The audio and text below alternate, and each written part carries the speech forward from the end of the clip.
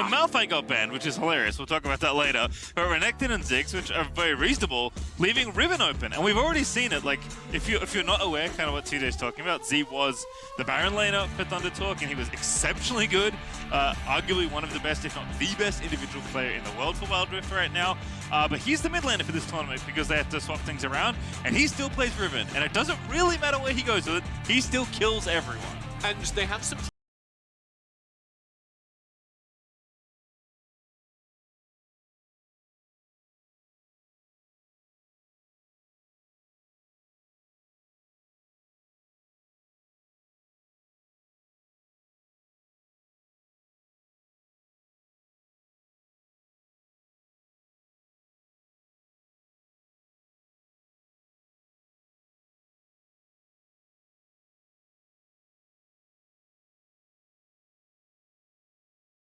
has the ability to just turn on shields, has the Moonfall to deny a full Riven combo, and it's a very smart pick into what they assume is mid-Riven.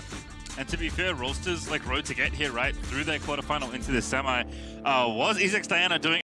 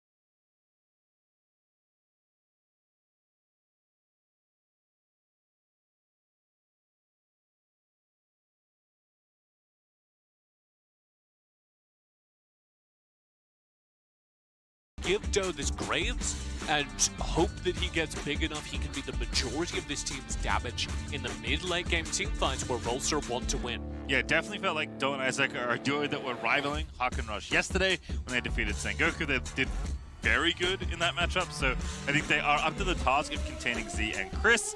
But it's kind of the inverse, right? In this case, it's Doe in some ways being supported by Isaac Diana, and it's the opposite side. Chris is going to always be there for Z on this Nunu. Yeah. So the Nunu, kind of the supportive character, as you said, is going to show up very early in the lane, threaten this Diana, and try and apply pressure. I do want to flag something else that's happened here in the draft. This is, I believe, our first tournament Jhin. I think it got played during the Origin series, but I could be wrong about that. Definitely haven't seen him a lot. No, certainly not a very popular pick. And he does have damage. The problem is that you're playing this into a Nunu, you're playing this into a Darius. There's going to be a lot of targets that eat up the damage. So what makes sense to me here is that, one, Rolster think they have a power pick. They think they have this crazy out-of-meta pick that they're going to bring out and win on the world stage in the semifinals, which is already exciting. But second of all, they're going to try and keep this at a distance. You've got this very clear front line. That's going to be Isaac on this Diana, Salem playing the Thresh, and presumably Rattel on this Gragas. They're going to hold the front. You're going to put Doe in that mix as the big late game damage dealer. With that all set up, behind them sits this Jhin, and Luna's going to try and pump out damage from range, kiting as he does on Corki. Right, I was going to say, we've seen him so much on Corki this tournament. Luna being a late game damage threat, standing in the right place is definitely not an accident when you watch this player. Obviously doesn't have the, the little escape button that Corki has with the package with the Valkyrie as well. But if Rolster do the thing they've done all tournament and play good solid 5v5s with Luna being protected properly, it is very, very tough to beat them here. On the other side, though, there are definitely ways for ThunderTalk to find their way into that backline. Z is going to be looking to dive in. Yeah, well, what's curious to me is that is going to have to be a front-to-back dive unless he finds a crazy flank. Rolster always want to hold the front-to-back. That's why they have the Gragas. That's why they have these frontline tanks. And they want to force you to fight into that with their AD carries, specifically Luna and Doe in this game sitting behind that. And I don't believe ThunderTalk have enough threats to properly avoid that. They're going to opt into the front-to-back, and they've got a Nami support. that's going to be their secret to beating him. The Nami support is very good against front-to-back teamfights because the combination of Tidal Wave and Bubble can just utterly immobilize the front line so that they don't get their CC off, so that they just take soak damage. And they're opting into it. They're saying, we see Rolster-wise late-game teamfights, we see their objective fights, we're going to take that toe-to-toe. Yeah, definitely a fun one here. ThunderTalk going to take to the Rift up against Rolster in our second semi-final. We'll see if they can break the pretty unbreakable Rolster. They do not let you in very often in the late game, as it's going to be a very exciting start to the series. But as a reminder, if you do have yourself an Amazon Prime account and you're liking yourself some Wildrift, be sure to link your Prime Gaming and the Wildrift account for free in-game loot. I am happy to report, TJ, I did finally do this after forgetting after every single day of the tournament. What did you get? I got a Singed skin. It kind of looks like Vayne. It's great. Love it. Can't wait for my ARAM game on Singed, and I can finally use it. But there are some SEA players that play Singed, so maybe we can get you those bots. I'm ready. Rolster, do start this game up in the top lane, and I want to put a lot of focus here on Rattel, because Rattel has been a breakout star for Rolster, and he's playing Gragas, which may on its surface not seem like an incredibly important character to this game, but as we saw actually during the last series when the character was in Lama's hands, Gragas' CC chains are next to none. He's going to be the key interrupter of the frontline engage. This is a very nice CC chain, speaking of here in the mid lane, but Chris only dips in briefly. Izak gonna back away. Yeah, not enough damage during this early game to kill Izak. Chris isn't going to really have that until, I would say, 2-3 minutes in. But you can already see the early pressure. That's going to cost Izak gold. He's forced to spend barrier there. He's forced to back away from wave. And Doe needs to come in order to repair that. Now they're going to try and punish that map movement. Another little roll into mid here. We do have S12K roaming up as well, but instead it's topside.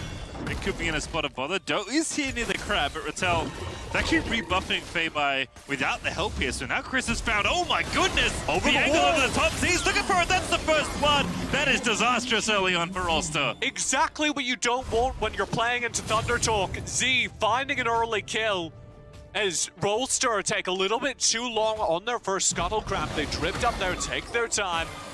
He's able to clean up a kill. This is very ambitious here from S12K, just zoning Rattel away, but Rattel's going to respect it and back off. Nami hurts. People don't give Nami enough respect during the early game. Going back in to watch this one again. There's a powered auto attacks. Ooh, what a flash from Izak, but it didn't matter. Yep, very well played by everyone here, but Izak was already half HP. And Z is just able to finish it off. They still don't have a ton of damage during this early game, but it's enough if they're already low. And that's 700 gold up now for Z. Has the ulti at the ready. Got the ignite back after the early gank from Chris. This is a scary start on the Rolster side, and great news for ThunderTalk fans, because the one constant has been when Z is doing well, ThunderTalk can find an avenue to win. And the only game Z hasn't done well has been the only games they've lost. Wow. Oh, that is just filthy. Izak in so much trouble. There's the second kill. Chris just lives here.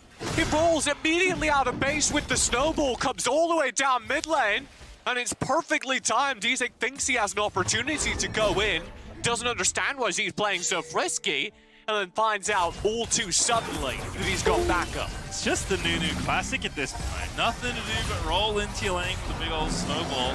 And this is why they pick it, right? Chris can just constantly re-aggress any lane, but really it's just mid lane. Yeah, on a normal composition, you would be talking about this Nunu's propensity to gank every lane, but for ThunderTalk, it is the Z show.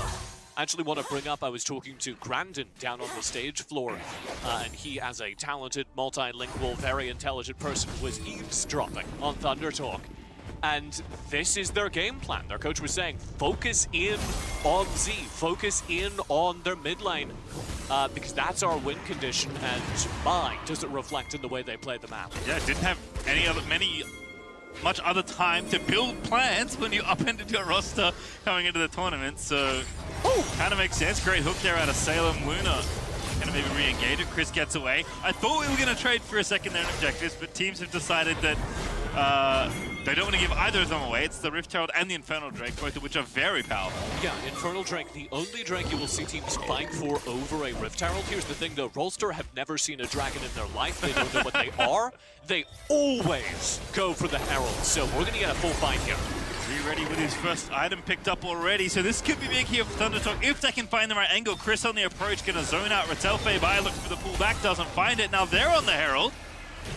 Yeah, Lantern in is giving vision, but it looks like Rolster are making the call to sacrifice that, and I like it. You're playing through a Graves, you're playing through a late game.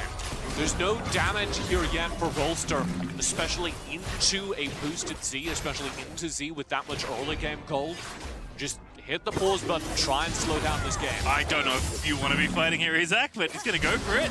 Does get some damage back in. Moonfall pop, that's a big amount of burst. Z with the Ignite pack down. They're dueling, and I'm not sure what's happened yet, but Isaac's dead. That's Z getting the solo kill. By a sliver of HP. Here's the Rift Herald summon in mid. Salem at it again. Great hook there into the box. Rift Herald charged down. Nami going to be A-OK. There's no follow-up here. Luna is busy trying to shoot down Shelly. So across the board, ThunderTalk are going to win in every possible position. And Z even manages to shove this entire wave underneath turret, which gives free reign for this Infernal to be taken. Bye-bye. Oh, he's out. Nice cast there. Explosive cask. An excellent denial tool. But yeah, ThunderTalk win mid, take the turret plates, win the fight down bottom, and take the Drake. Let's take a look again here now. Axe replay. This was a nice pick to kick it off. Very cleanly done as Doe goes down without a chance to answer back. And here's the action. We missed down bottom. That was nasty. He's so good. I mean, coming into the tournament, shout out to Smacks. He was like, you know what? You should watch out for this Z guy. He's got some of the best mechanics I've ever seen. And he wasn't wrong. I'll tell you that much. Just Fei-Bai getting a bit of his own there, getting the solo kill there on Rattel, who's starting to fall to pieces on the Gragas and top side. ThunderTalk just across the board are smashing these lanes. Oh, and the emotes are coming out. It's a Penguin who's just asking some questions, Phase 3. Z managing to get off to an early start and immediately reinvested. Isaac now so far behind on this Diana that was picked again as a safer, more passive lane pick. There's no way he can win these duels at this point. And Rolster, as ever, need to just slow down the game. Play at this point to the 15-minute mark. Well, if there's one thing they're good at, it's definitely that. But with this early gold lead of about 3,000, especially getting that first Herald and getting the Infernal Drake, that might be tough going here for Rolster. And the devastating part is ThunderTalk do have a draft that spikes in the mid game. Right around the time the Ribbon starts to come online, you're also going to see that Muramana over in Azur's pocket complete. And all of a sudden, that Varus is going to be doing likely the most damage he will all game. So ThunderTalk, they're going to keep going for these. Gangs all here. Chris with the Tokyo Drift around the side of the turret. Tidal wave not too bad. Azur now getting kicked around. It's Jin firing him, but he's just ignoring him. Luna's like, come on, man, I'll do some damage. And Fei-Bai's like, nah, dog. Just dive in Rattel and taking him out under the turret. A water gun from extreme range. Luna doing absolutely nothing with his current call. And that is just devastating for Rolster. He's like 1v2ing the mid lane, and I'm trying to watch the dive that's happening. As Salem, oh, he dodges it. That's a very nice little maneuver out of the snowball, but unfortunately, a bit of Space Jam there as Fei-Bai takes down Salem with the dunk. Well, Pastry, I don't want to quite say this game is over because there is the chance Rolster make it last another 15 minutes. But short of that, there is no easy way back into this game for the Korean side. Yeah, it feels like everywhere Rolster want to go, there's just absolute hostility whenever ThunderTalk show up. I mean, we haven't seen Z for a few minutes because he's just been vibing in the side lanes. Which is what he does in these games. Anytime he's able to get out of lane and just go back to being a top laner, pick up a couple waves of farm, he's going to do so. And that's one of the ways that Z somehow consistently always has the most gold in the late game. You can see him now 1,000 gold ahead of the next closest player at 8,400 compared to the next closest player, which is, of course, Azur and Z carry, only at 7,000. All right, well, small win there as Doe does get the blue buff. It was not stolen away by Azur's piercing arrow, but Chris is clearing out wards. Rift Herald's been spawned. Oh, it's been spawned. I don't even know where they put the first one, to be honest. Probably in a tower that's already dead. As ThunderTalk do have one of those taken out in the mid lane. Yep. And the big focus here for Rolster is this Graves. Doe is the way to get back into the game. Oh goodness, he's 1v3ing them. He dodged the first hook, he's going in, he finds the ulti, splashes in! A literal 1v3, Z almost got the kill! Saved by the thresh, but not so lucky out of Isaac. And he actually got them both! Doe died as well! He dives into a 1v3, and Z finds 2 kills! What's happening? Chris is just solo ulting Rattel? This poor Gragas, absolute zero health, he loses most of it, and here's Faye-Bye charging on him with a Yeet Pelt. It's just chaos, and Rolster cannot keep up. It's ThunderTalk speeding up the game early, and Rolster, who rely on those late game, fair 5v5 team fights, the honorable Korean way to play League of Legends, are not getting them.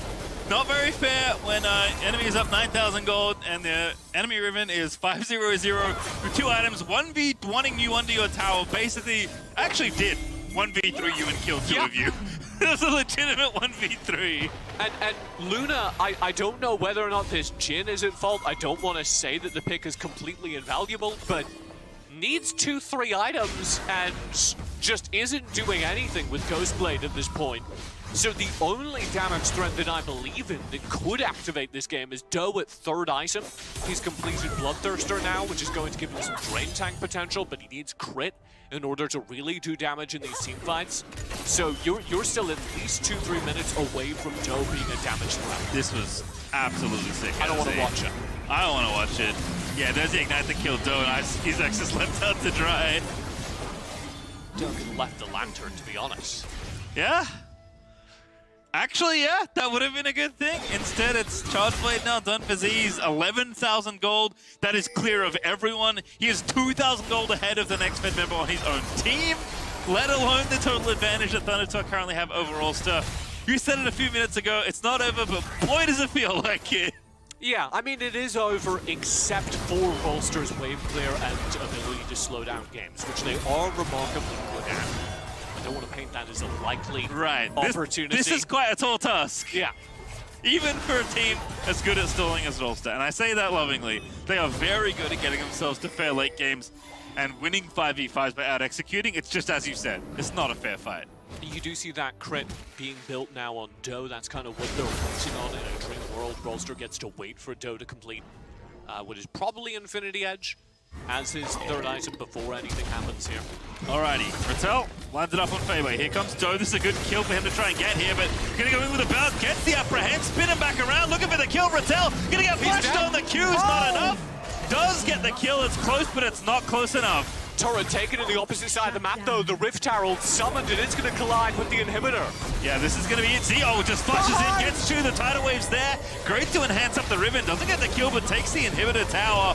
And now Salem gonna try and run interference as Chris might be left for dead, but the Aftershock proxy's pretty tanky. Rattel back down in here, it's a 4v5, but I don't think it matters. Chris, he flashed on in with the absolute zero, he's going for it, the absolute Madland. As the rest of ThunderTalk go through, but Z has been slain. Luna gets the key kill, it's Rolster out of nowhere, winning themselves the team fight.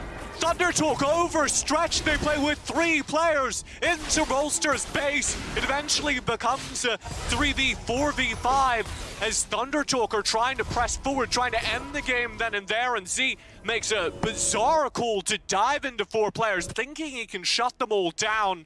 And Rolster are not going to let you get away with that. They are a darn good team. Ezek lands the CC. The composition works exactly as intended, with Ezek's CC joined by Rattel, able to soak that aggression up and return it in kind. Doe, Luna starting to deal real damage here in the late game. As you said, it's 3 items now for Doe. Look at Luna who got that kill on Z. 2.5 items now done as he's cruising towards item number 3. It's still a long shot. ThunderTalk are very far ahead in this game still, but it is, as it often is with Rolster, there is a way. There is a way, and Rolster are going to make darn sure that we see that through. Rolster get the Dream team fight there as well, front to back. That's the other thing to watch here as we enter the late game team fights that ThunderTalk frankly should not have allowed Rolster to have. See if they can get in behind Rolster. Luna and Doe are both pretty vulnerable if Z can get in range of them, but they're pretty invulnerable if that full tank frontline we were just talking about with Ezek, Rattel, and Salem can just soak up all the damage and build space for them to play from.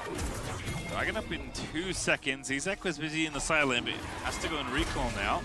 And ward on it, that's what Ezek was able to do there, getting kind of sneaking down the sideline and putting a ward in there. It is just a Clown Drake. We'll see if Rolster feel they can contest. I don't think they should. Yeah, I don't think they should either, and I think that's the decision they've also come to. I mean, still have many more towers to take. They can try. They're going to go over there. Z's going to run interference. Yeah, I think this was the game plan for Rolster. They were saying, hey, if we see 2-3 people over on this Drake, we should force a fight elsewhere. And ThunderTalk, unfortunately for them, are came to that. They send Z over Oh to my London. goodness, he's sending it. All right, he unsent it. That was good. Return that little bit of mail. Wrong address. Make sure it gets delivered to the right place, which is the team fight that ThunderTalk are going to want to take here if they can bait them towards the Baron and find a good angle. Z split pushing top lane right now, though. Yeah, Rolster, again, thanking every moment that they can farm gold, that they can slow down this game. And it's working out for them. ThunderTalk, if they want to wrap this game up in the next couple of minutes, which they should, need to just force this Baron. Clear the wards around it, force it, have somebody running interference, be that Feibai, be that Z. The rest of the team just burning Baron. Unfortunately, they do have a relatively slow Baron take. Azure on the Varus doesn't exactly melt it. So there is a big vulnerability there, and I'm beginning to suspect that ThunderTalk are worried about it, very aware of what Rolster's seeing. You can see they don't want to give them an easy 5v5 by walking into a pit without the proper vision, without the proper setup, but they're gonna have to start it at some point, like you said. So here we go. Baron started by ThunderTalk. Feibai running the interference as predicted. Z actually splitting on the other side, has taken out the lane that still has supers in it, I might remind you. Did take that tower a number of minutes ago before they delayed the game by throwing themselves at Rolster, but Z is soloing Doe! That just completely opens up the game. They gift over Baron. Luna going to be dead as well. Z just going for it all. He's got the GA. Now going to get himself revived, sitting in a 1v3. But he bought the space his team needs. He still kills Luna at the end of it. Are you kidding me? And now Feibai is killing Rattel. It's so close, but he doesn't grab it. He's in a 1v3, but the tidal wave is coming up, and ThunderTalk, that's going to open up the game. We talked about the explosive solo laners. Isaac. And they get the kills they need, but Isaac's fighting back. Isaac needs to step up to save the game there. He's the only player with damage left on the map. And in a 1v2, he does so, stalling out the aggression from ThunderTalk.